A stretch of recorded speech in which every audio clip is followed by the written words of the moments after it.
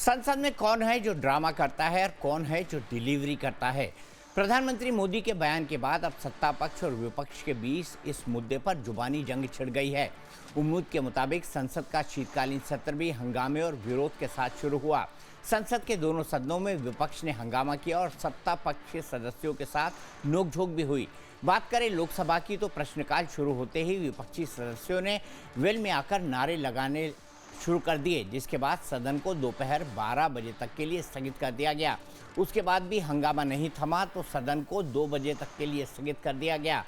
विपक्ष की मांग थी कि एसआईआर पर चर्चा की जाए। इसी मांग को लेकर विपक्षी सांसद लगातार हंगामा करते रहे, जिसके बाद सदन को पूरे दिन के लिए स्थगित कर दिया गया। कार्रवाई नहीं चाहते, शून्यकाल को चलाना नहीं चाहते। बैठिए, प्रश्नकाल है, प्रश्नकाल में चर्चा होती है क्या? अच्छी परंपराएं लागू करो। आप वरिष्ठ नेता लोग हो, अपनी सीट पर विराजें। दरअसल सत्र शुरू होने से पहले प्रधानमंत्री मोदी ने विपक्ष को नसीहत देते हुए कहा था कि सदन में देश के विकास से जुड़े मुद्दों पर बात होनी चाहिए। उन्होंने ये भी कहा था कि कुछ पार्टियां चुनावी हार के सदमे से अभी तक नहीं उबर पाई हैं, लेकिन संसद में ड्रामा नहीं, डिलीवरी होनी चाहिए। कोई भी दल हो, हमें किसी को भी हमारी ये नई पीढ़ी के आ रहे नौजवान सांसद, पहली बार आए हुए सांसद, उनको अवसर देना चाहिए। और इसलिए मेरा आग्रह रहेगा कि हम इन चीजों को गंभीरता से लें। ड्रामा करने के लिए जगह बहुत होती है, जिसको करना है करते रहें। यहां ड्रामा नहीं, डिलीवरी होनी चाहिए। विपक्ष भी अपना दायित्व निभाएं, चर्चा में ऐसे मुद्दे उठाएं, मजबूत मुद्दे उठाएं, पराजय के निराशा में से बाहर निकल करके आए। मैं सोच रहा था बिहार के नतीजे इतना समय हो गया है तो अब थोड़ा संभल गए होंगे, लेकिन पराजय ने उनको परेशान करके रखा है। अब उन्होंने एक बार चिंतन करना चाहिए कि पिछले 10 साल से ये जो खेल खेल रहे हैं, देश स्वीकार नहीं कर रही है इन पद्धतियों को। तो अब थोड़ा बदलें, अपनी रणनीति बदलें। मैं टिप्स देने के लिए तैयार हूं, उनको कैसे परफॉर्म करना चाहिए। प्रधानमंत्री मोदी की यही नसीहत विपक्ष को बुरी तरह चुभ गई। कांग्रेस और समाजवादी पार्टी से लेकर टीएमसी तक सभी विपक्षी पार्टियों ने पीएम मोदी के बयान पर पलटवार किया। विपक्ष ने आरोप लगाया कि सरकार जनता से जुड़े मुद्दों पर चर्चा करना नहीं चाहती, लेकिन जब विपक्ष इन मुद्दों को सदन में उठाने की कोशिश करता है तो उसे ड्रामाबाजी बताया जाता है। विपक्ष ने पूछा कि अगर एसआईआर का मुद्दा, बीएलओ की बढ़ती मौत का मुद्दा, वोट चोरी का मुद्दा ड्रामेबाजी है तो इससे सरकार की नीयत का अंदाजा लगाया जा सकता है। The election situation or the SIR, these are huge issues. Let's discuss them. What is Parliament for? Let's discuss them. Let them have a discussion. It's not drama. Speaking about issues, raising issues is not drama. Drama is not allowing discussion. Drama is not having a democratic discussion about issues that matter to the public. Drama तो आप भी जानते हो कौन करता है। ये मुस्कुराहट बता रही है कि ड्रामा कौन करता है। ड्रामा, डेमोक्रेसी, केवल इसलिए ड्रामा शब्द का इस्तेमाल करना क्योंकि डी से डेमोक्रेसी है। हम ये चाहते हैं कि सिंसियरिटी से काम हो एसआईआर पे और कोई भी मतदाता छूटे नहीं। जो ये जान जा रही है, ये भी ड्रामा है क्या? बीजेपी तो ऐसा ड्रामा करती है पुलिस से मिलकर के कि रिवॉल्वर लगवा देती है वोट डालने जाओगे तो। वो भी ड्रामा ही था शायद, रिवॉल्वर लगाना, मतदाता को रोकना। दरअसल शीतकालीन सत्र को हंगामेदार बनाने के लिए विपक्ष ने पूरी तैयारी कर रखी है। उसके पास कई ऐसे मुद्दे हैं जिन पर वो सरकार से जवाब चाहता है। इनमें पहला बड़ा मुद्दा तो एसआईआर का ही है, जिसे लेकर वो सुप्रीम कोर्ट तक का दरवाजा खटखटा चुका है। इसके अलावा एसआईआर के दौरान हो रही बीएलओ की मौत का मुद्दा भी विपक्ष जोर शोर से उठाना चाहता है। साथ ही वोट चोरी के मुद्दे पर भी विपक्ष सरकार से जवाब चाहता है। दिल्ली में हुए कार बम धमाके का मुद्दा भी विपक्ष के सवालों की फेहरिस्त में शामिल है।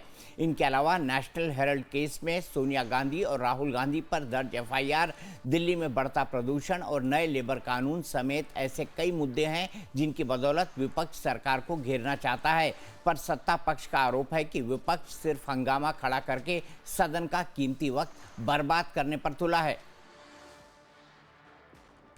ये देश को गुमराह कर रहे हैं।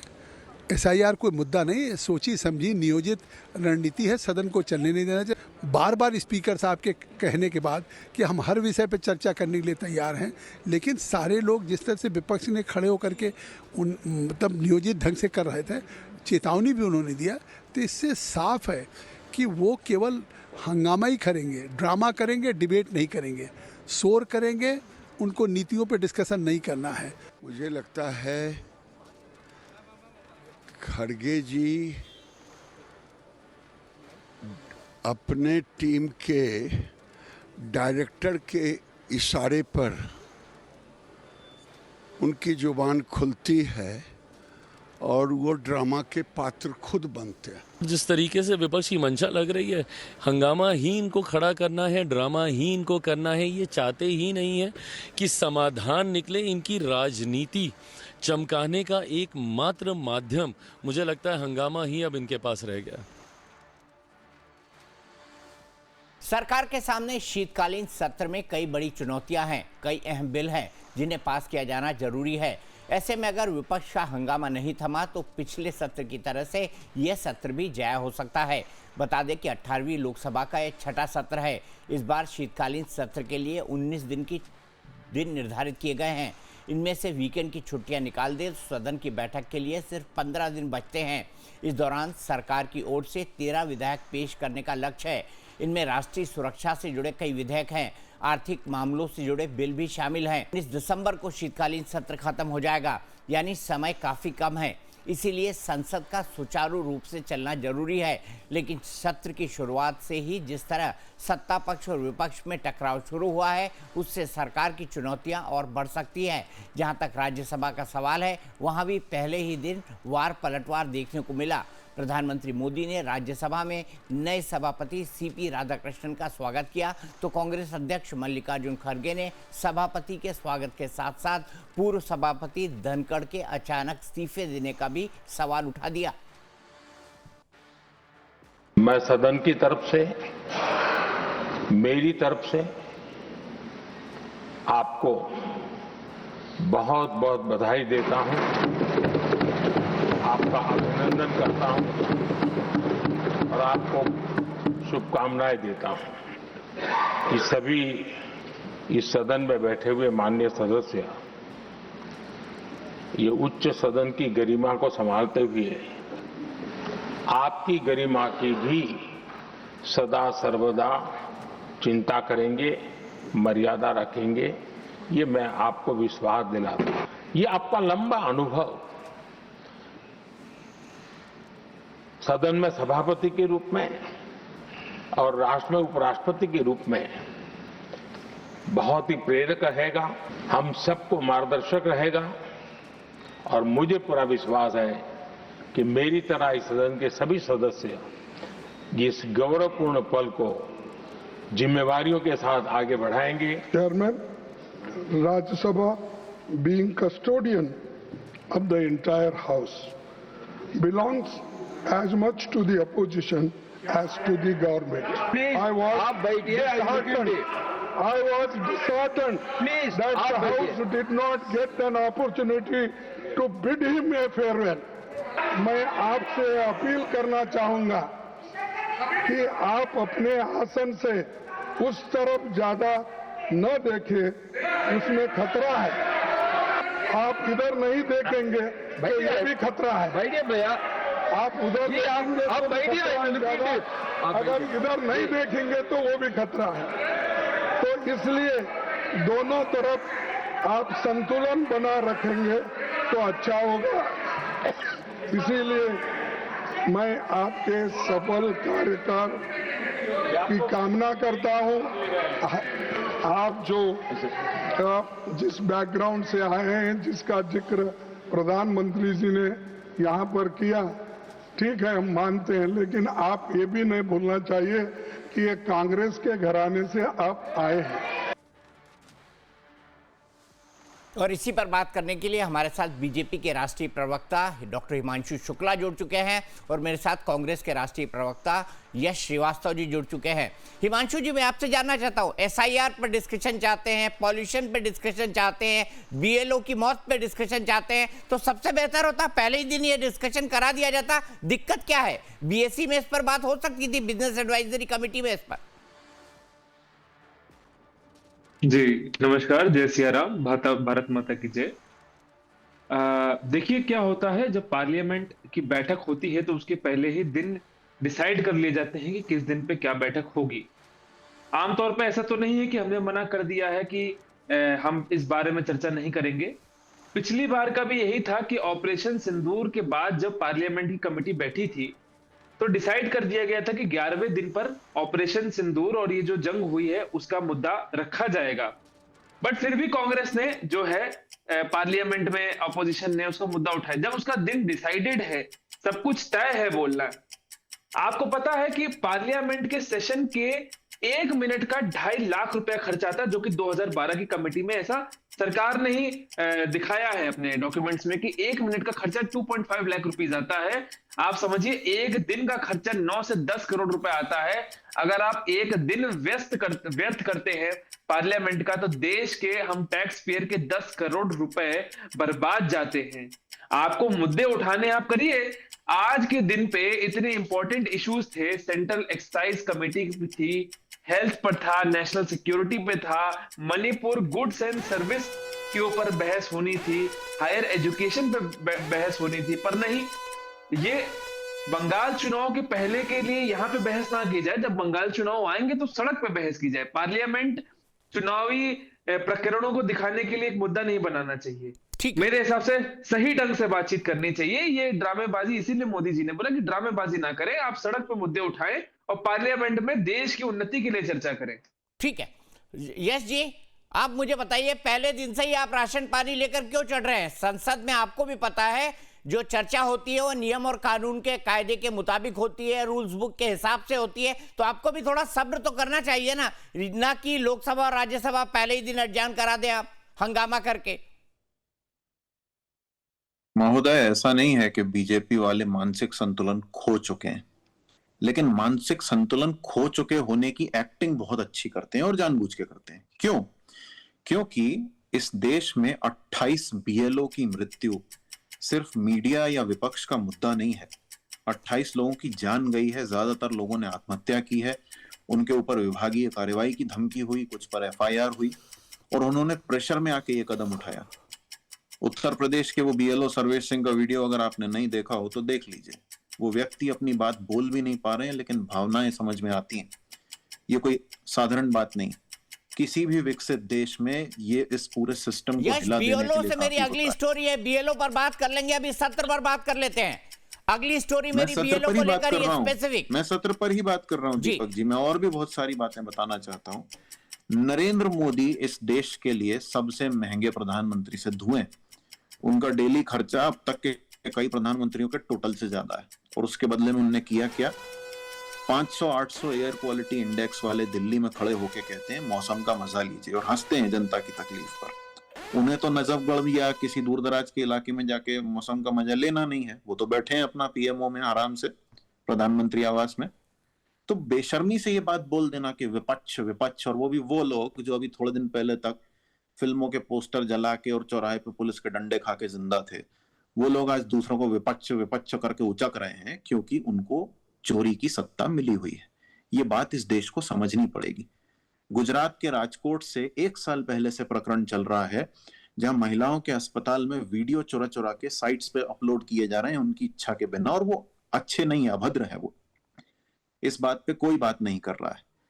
ये सरकार इस देश में नए स्मार्टफोन्स में अपनी खुद की एक चोर ऐप इंस्टॉल करना चाहती है, हर किसी के जीवन में झांकना चाहती है और इनकी आरएसएस अपने खर्चे का हिसाब तक नहीं देना चाहती। इन सब बातों से बचने के लिए प्रधानमंत्री संसद से कैसे रिलेटेड है, मुझे समझ नहीं आ रहा है कि ये कैसे रिलेटेड है संसद से। मैं समझा रहा हूं आपको। प्रधानमंत्री जानबूझ के ऐसी बात करते हैं क्योंकि उन्हें पता है ये सारे सवाल अगर उठेंगे और इनके एक पूर्व केंद्रीय मंत्री का नाम विदेश की एक विवादित लिस्ट में है, ये सब सवाल अगर उठेंगे तो सत्र वैसे भी नहीं चल पाएगा क्योंकि फिर ये भग जाएंगे जैसे भगे थे राहुल जी के भाषण के समय में। इसलिए जानबूझ के इस तरह की भूमिका बनाई जाती है और उसके बाद इस तरह के लोग आके टीवी पे जनता को बरगलाते हैं। ठीक है डॉक्टर हिमांशु शुक्ला, जानबूझ के ड्रामेबाजी जैसे शब्दों का इस्तेमाल किया जाता है ताकि विपक्ष को इरिटेट किया जाए, ताकि विपक्ष जो है जोर से रिएक्ट करे और संसद का सत्र ना चले। इनका आरोप है कि आप ही बहस से भाग रहे हैं। ये नहीं भाग रहे हैं क्योंकि आपके स्केलेटन में, आपके ताबूत में कई सारे गड़े मुर्दे हैं। देखिए, गड़े मुर्दे तो हम सबको पता है किसके ताबूत में हैं। और बात कर रहे हैं मानसिक संतुलन की, तो मुझे लगता है बिहार के बाद ज्यादा मानसिक संतुलन कांग्रेस का बिगड़ा हुआ है। जब देश कांग्रेस मुक्त भारत की तरफ जा रहा है तो जनता को भी समझ में आता है कि कौन बरगलाता है और कौन सच्चा है। तो यहाँ पे कांग्रेस प्रवक्ता ये तो ना बताएं कि कौन सच्चा है कौन बरगलाता है, किसका मानसिक संतुलन बिगड़ा हुआ है। और विवादित लिस्ट की इन्होंने बात करी, तो मैं विवादित लिस्ट से बता दूं कि 2000 जिस चीन का अभी राहुल गांधी जी पिछले सत्र में बड़ा फैलाए हुए थे, 2008 में राहुल गांधी स्वयं जो है चाइना जाके शी जिनपिंग के साथ कोई जो है एक दस्तावेज पे साइन करके आए हैं जो आज तक सार्वजनिक नहीं हुआ है। अगर विवादित लिस्ट की बात करूंगा मैं, तो एक ऑर्गेनाइजेशन है FDL-AP जिसकी वाइस प्रेसिडेंट सोनिया गांधी हैं और उसमें जो है जॉर्ज सोरोस की कंपनी से पैसा आता है। अगर विवादित लिस्ट की बात करूंगा तो बहुत सारी ऐसी फाउंडेशन है इनके दादा परदादा के नाम से, पिताजी के नाम से, जिसमें OCCRP का पैसा आता है। तो विवादित लिस्ट की या बाहर के लोगों की कोई बातचीत ना करें। हम यहाँ बैठे हैं लोगों की बढ़ोतरी की बात करने, जनता की बात करने के लिए। Central exercise, atomic energy, higher education, major financial business, इन सब बिल पे आज बहस होनी थी। जैसा कि मैंने बताया, जनता का जो पैसा है बर्बाद कर रहे हैं। अगर आपको कोई समस्या है तो आप प्रश्न काल में प्रश्न पूछे, उसका जवाब सरकार देगी। अगर सरकार उसका जवाब नहीं देती है तो आप बोले कि हाँ भाई हमारी बातें नहीं सुनी जा रही हैं। इसका जवाब इनको नहीं देना है, खाली इधर उधर की घूम फिर की बातें लाएंगे। अगर मैं यहाँ पे बैठ जाऊं पुराने मुर्दों की बात कर रहे हैं तो मैं पुराने मुर्दे तो बहुत सारे हैं, उखाड़ते ही रहेंगे।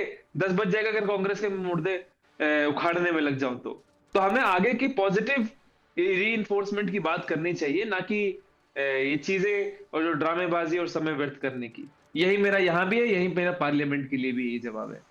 ठीक है। वैसे यश, मैं आपको एक एडवाइस देना चाहता हूं बड़े भाई के तौर पर, अपना फ्रेम थोड़ा ठीक कर लिया करिए आपका, क्योंकि आपका फ्रेम बड़ा आड़ा टेढ़ा होता है और साथ ही साथ आप जो हाथ उठा रहे हैं ना वो टोटल फ्रेम से बाहर जा रहा है इस वक्त। तो अपना फ्रेम भी थोड़ा ठीक रखिया करिए। अच्छा बोलते हैं आप तो उस बोलने में सोने पर सुहागा हो जाएगा। अब मैं आपसे ये जानना चाहता हूं कि हिमांशु शुक्ला ने कहा कि जानबूझकर आप इस तरह की डाइवर्जनरी टैक्टिक्स कर रहे हैं, क्योंकि अगर गड़े मुर्दे उखाड़ने पड़ जाए तो कांग्रेस के तो घंटों लग जाएंगे। महोदय, हाथ कैमरे से बड़ा है इसलिए वो फ्रेम से बाहर जा रहा है। मैं कहीं बाहर हूं, मेरे यूजुअल सेटअप में नहीं हूं। अब मैंने शुरू में जो बात कही थी, हिमांशु मानसिक रूप से असंतुलित है नहीं, लेकिन एक्टिंग बहुत अच्छी कर रहे हैं। मैंने इतने सारी बातें कही, उसका कोई जवाब तो है नहीं। इनकी सरकार फोन में ऐप भी इंस्टॉल कर रही है। अब वो मंत्री जी का नाम मैं लूंगा अच्छा नहीं लगेगा, लिस्ट का नाम लूंगा अच्छा नहीं लगेगा, तो जानबूझ के कुछ भी रोना मचाओ, कुछ भी फैला रहा करो। जवाब नहीं है। जनता को ये बात समझनी पड़ेगी। सुब्रमण्यम स्वामी जो इन्हीं की तरफ के हैं, उन्होंने तो यहां तक कहा है कि इन लोगों ने चीन के साथ एक ऐसे नक्शे पर साइन कर दिया है जिसमें हमारी सारी कॉम्प्रोमाइज बाउंड्री जो है वो उस तरफ मानी जा रही है, और वो अगर नक्शा आउट हो गया तो इनकी हालत खराब हो जाएगी। इसलिए नया नक्शा देश का नहीं आ रहा है। ये सुब्रमण्यम स्वामी कह रहे हैं, मैं नहीं कह रहा हूं। मुझे इस बात पे भरोसा नहीं है। मैं हमारे महान प्रधानमंत्री की क्षमताओं पर भरोसा करते हुए ये पूछता हूं कि नया नक्शा कहाँ है भारत का। तो जैसे ही मैं ये बात बोल के अभी रुकूंगा और आप इनको मौका देंगे तो ये फिर कहीं से ऐसा कुछ रोना गाना लाएंगे जो ये घिस घिस के खत्म कर चुके हैं। इस बात को देश को समझना पड़ेगा कि अब ये बहानेबाजी से 11 साल पुरानी सत्ता नहीं टिकी रह सकती। हमें जवाब चाहिए। क्यों हमारे प्रधानमंत्री चीन को जवाब नहीं देते? क्यों हमारे प्रधानमंत्री ट्रंप को जवाब नहीं देते? कैसे आ गया इतनी भयानक विवादित लिस्ट में हमारे मंत्री का नाम? कौन जवाब देगा इस पर? और हमारे जो BLO मर रहे हैं वो कोई एलीट लोग तो है नहीं जिनके जीवन की और पीढ़ियों की सिक्योरिटी हो। साधारण लोग हैं, सरकारी स्कूल के टीचर हैं, क्लास 3 एम्प्लॉइज होते हैं। इनके जीवन की, इनके परिवारों की कोई कीमत क्यों नहीं है? ऐसी क्या जल्दी है इनको SIR की ठीक है, आपने कुछ दिन डेट बढ़ा दी, लेकिन उन लोगों की जान का क्या जो चली गई? क्या इसका जवाब कांग्रेस के नाम पे हा हा करने से हो जाएगा? ठीक है, कांग्रेस का मैं BLO मजाक पर ही उड़ाना आता आपकी हूं। सरकार का अगर यश, एकमात्र लक्ष्य है, दीपक जी वाक्य पूरा करने दीजिए, निवेदन है, अगर कांग्रेस का मजाक उड़ाने से ही आपकी सरकार चल रही है तो आपको सरकार में बैठने की कोई जरूरत नहीं। एक कमरे में सब लोग इकट्ठे होइए और खूब जोर जोर से हंसिए। वो खर्चा इस देश को सस्ता पड़ेगा, बजाय 5 करोड़ रुपए रोज जो नरेंद्र मोदी पे खर्च हो रहा है, और जिसके बदले में इस तरह के सिनिकल डायलॉग सुनने को मिलते हैं पब्लिक को कि मौसम का मजा लीजिए। आप लीजिए ना मौसम का मजा, निकलिए जरा अपने प्रधानमंत्री आवास से बाहर, जाइए जनता के बीच में, रहिए किस हालत में जनता रह रही है, उनके बच्चे उस हवा को सांस लेके किस तरह बीमार हो रहे हैं, स्टेज 4 लंग कैंसर हो रहा है, और आप कह रहे हैं मौसम का मजा। शर्म नहीं आती आप लोगों को? ठीक है, कांग्रेस के नाम पे मजाक करने से आपका काम हो जाएगा? थोड़ी शर्म कीजिए। आरएसएस के हेडक्वार्टर के बगल में मंदिर तोड़ रहे हैं आप, हिंदू हिंदू चिल्लाते हैं। कौन सा हिंदू करता है ऐसा? आपने बेसमेंट में पार्किंग नहीं बना सकते थे आप?